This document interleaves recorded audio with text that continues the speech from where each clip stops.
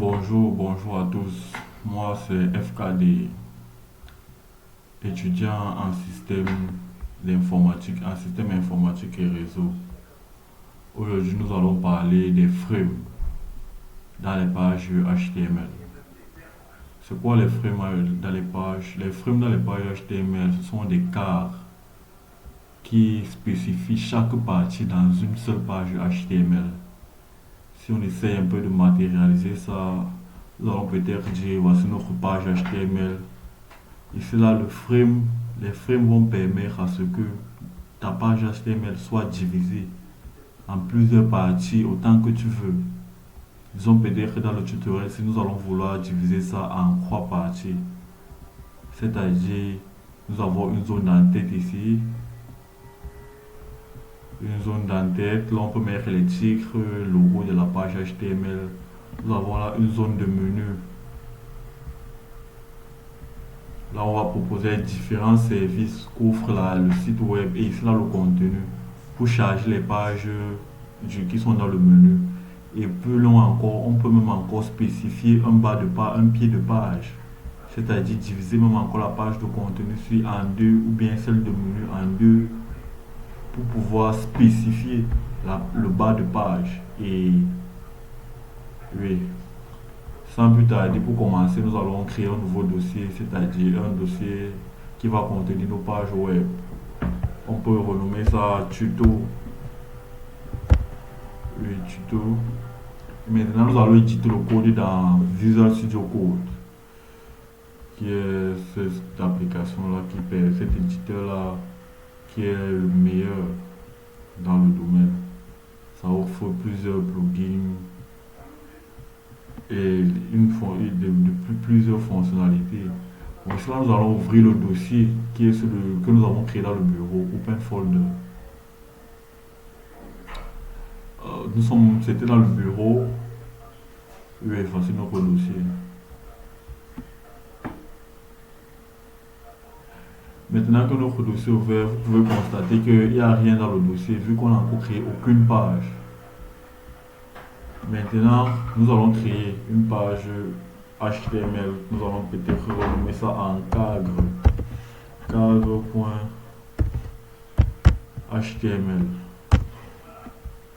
Voilà. Maintenant, nous allons commencer avec le doctype.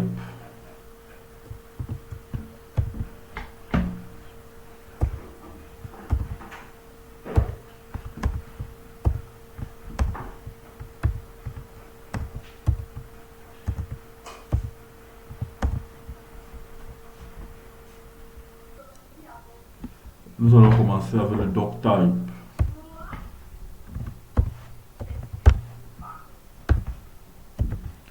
Doctype HTML qui est là, qui permet de spécifier que nous travaillons à HTML5 et qui est la dernière version de HTML. Nous avons HTML. Nous avons le head. Bon, on peut d'abord fermer le HTML.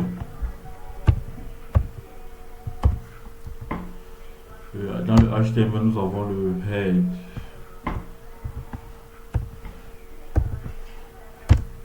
On peut directement fermer la balise head.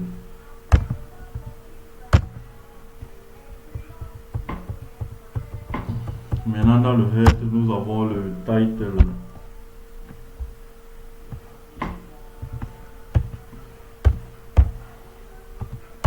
Title. On va peut-être dire page.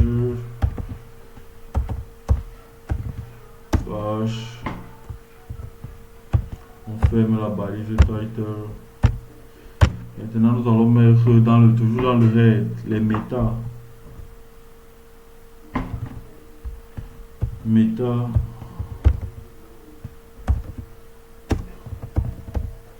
char7 UTF-8 pour prendre ce plugin Meta qui permet de prendre en charge les caractères.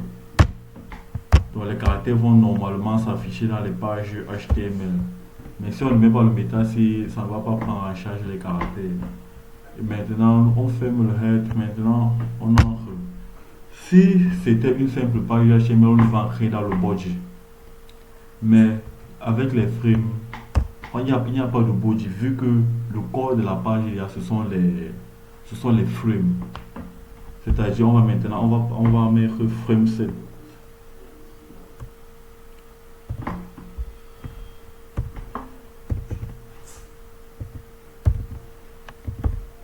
Frame set. Maintenant, alors, pour spécifier les lignes et les colonnes, on aura l'attribut house et l'attribut calls. House permet de spécifier les lignes. House. Maintenant, on va mettre la valeur en pourcentage. Disons que la première ligne aura 30%. Et la deuxième ligne la deuxième ligne aura les autres 70% qui restent. Bon, là, on va faire comme ça. Comme ça. Ouais. Il y aura les 70% qui restent. Oui, maintenant, dans la balise, on va maintenant mettre le frame.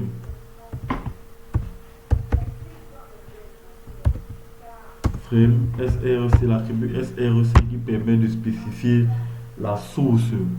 C'est-à-dire, nous sommes en train de diviser notre page en croix.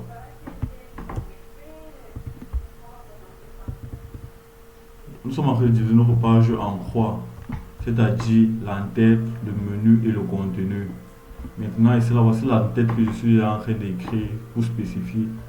Et c'est ce qui va s'afficher à la page de l'entête, qu'on va mettre la page web là, dans la source ici. Mais comme on n'a pas encore de page web à spécifier, on ne va rien mettre, elle va rester vierge. Nous allons mettre l'attribut name qui est égal, on met là en tête. Bon, maintenant le name s'il va spécifier, il va pouvoir dire si on va afficher une page dans ce cadre ici. C'est dans l'entête qu'on va spécifier. Bon, on va voir l'autre là au fur et à mesure qu'on va avancer dans notre projet. Et maintenant, on a spécifié les lignes. Maintenant, il faut spécifier les colonnes. On va encore utiliser frameset, la balise frameset.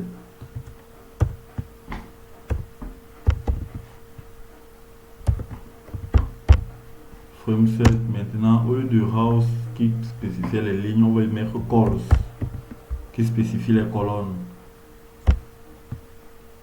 Maintenant, pour les colonnes, on va dire peut-être que notre menu, c'est-à-dire que comme on a d'abord spécifié les lignes, on a dit que cette partie-ci, l'entête aura 30%. Maintenant, la deuxième partie-ci aura 70%. Maintenant, on va vouloir diviser maintenant de façon verticale. C'est-à-dire que notre menu-ci aura 40% et notre page de contenu-ci aura 60%. C'est pour ça qu'on met calls 40%. 40%, virgule, et l'autre va prendre les 60% qui restent. Maintenant, on va devoir spécifier les frames encore.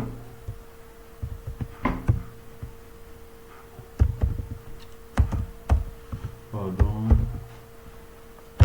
Frame SRC pour spécifier la source. Comme on n'a rien affiché dans notre menu, on laisse name qui est égal à menu. Pardon. Menu.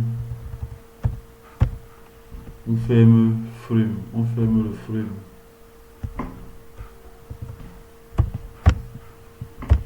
Et même ici là, j'ai oublié de fermer.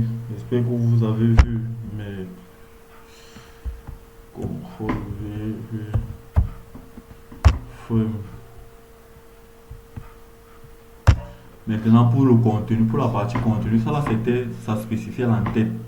Ça là, ça spécifiait le menu. Maintenant, on va devoir spécifier la partie contenu. Frame SRC. Source. On n'a encore rien affiché dans notre contenu. Name. Name contenu.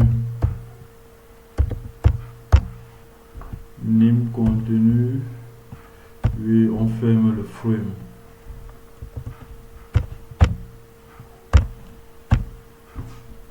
Maintenant, on ferme le frame set.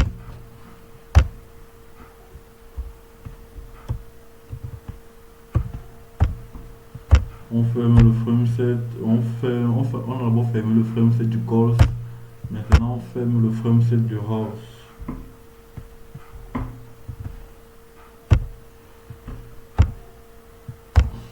Voilà. Maintenant, on a fini de rédiger. Maintenant, il faut enregistrer. Bon, c'est même déjà fait vu que j'ai activé la sauvegarde automatique. Mais vous devez d'abord enregistrer. Maintenant, on va aller essayer de voir ce que ça donne dans le navigateur.